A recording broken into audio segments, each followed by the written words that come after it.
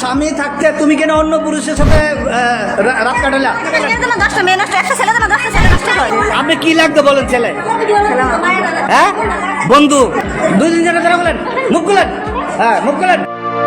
প্রেমিকের সাথে শারীরিক সম্পর্কে মিলিত হবার জন্য তার সমস্ত কিছুকেই ভিন্ন মাত্রায় নিয়ে গেলেন এই প্রবাসীর স্ত্রী। কোনো হোটেল, পার্ক বা বন্ধুর বাসা নয়, প্রেমিকের সাথে আনন্দঘন সময় কাটাতে হাসপাতালকেই বেছে নিলেন তিনি। হাসপাতালের ভেতরে শত শত রোগী ও তাদের স্বজনদের সামনে কিভাবে ঘটলো এমন ন্যাক্কারজনক ঘটনা, জানতে হলে দেখতে হবে পুরো ভিডিওটি। আপনি কালকে রাত্রে এই করবাই হসপিটালে আপনার সাথে যে ছেলে ছিল, আপনি কি হয়? আপনি বলেন কেন এই অবৈধ কাজ করতে হইলেন? এখানে আমাদের পরিবেশটা নষ্ট করছেন। যারা সেবা প্রত্যাশী তাদের কাছে আমি অভিযোগ পেয়েছি। 2 সন্তানের জননী শারমিন আক্তার প্রবাসী স্বামী নিজের স্ত্রী আর সন্তানের জন্য বিদেশে হাড়ভাঙা পরিশ্রম করে যাচ্ছেন। বাইরে থেকে সবকিছু স্বাভাবিক মনে হলেও দেশে থাকা এই প্রবাসীর স্ত্রীর ভেতরে চলছিল এক গোপন অধ্যায়। স্বামী বিদেশে ভালো কাজ জোটানোর আগেই দেশে পরক্রিয়া প্রেমিক জুটিয়ে ফেলেন শারমিন। আপনার নাম কি? শারমিন। আপনার বাড়ি কোথায়? দজনগর।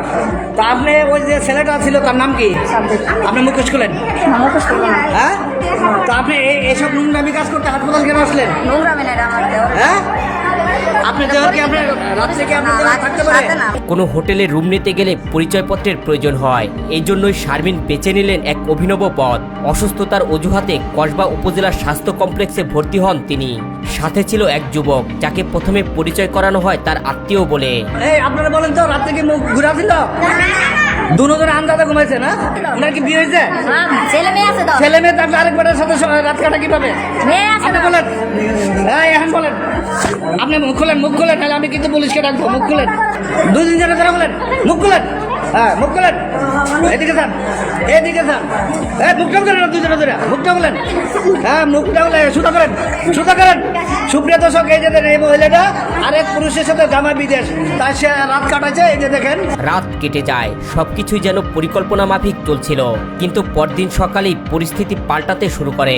রিলিজ দিতে গেলে হাসপাতাল কর্তৃপক্ষের সন্দেহ তৈরি হয়। প্রশ্ন করা শুরু হলে হঠাৎ করেই সেই ব্যক্তির আচরণ হয়ে ওঠে অস্বাভাবিক। এরপরে সবার চোখের সামনে থেকে পালিয়ে যান তিনি। আপনি কি লাগতো বলেন ছেলে? হ্যাঁ বন্ধু, একটা ইসলামের দৃষ্টিতে হচ্ছে কোনো মহিলাদের পুরুষ বন্ধু হইতে পারে না। আপনি কেন জামাই থাকতে আরেক পুরুষকে বন্ধু বানালেন? বলেন, আপনার জামাই কি বিদেশ না দেশে? বাইরে। তো এই যে কলঙ্কটা করলেন, আমি কিন্তু আপনার দজনগর সব চিনি, কিন্তু আপনি কিন্তু ছাড় পাবেন না। আমি ওখানে গিয়ে এবারে বলবো। পরিস্থিতি সামাল দিতে শারমিন ফোন করেন তার মাকে। তার মা ঘটনাস্থলে এসে প্রথমে জানান সাথে থাকা ব্যক্তি নাকি তার দেবর। কিন্তু প্রশ্ন থেকেই যায়, একজন দেবর কিভাবে একই রুমে কেবিনে রাত কাটান? আপনি মেয়ে কার যাই হোক, একটা হসপিটালে অনৈতিক কাজ করা যাবে না। এটা হসপিটাল কি অনৈতিক কাজ? তার দেবরের সাথে কি ভাবি থাকতে পারে? এদিকে পাশের কেবিনের স্বজনরা জানান তারা দুজনকে একসাথে সারা রাত দেখেছেন। এই মেয়েটাদের রাতের বেলা আরেক পুরুষের সাথে রয়েছে, এটা সঠিক কিনা? সঠিক আপনারা আছেন, সঠিক কিনা?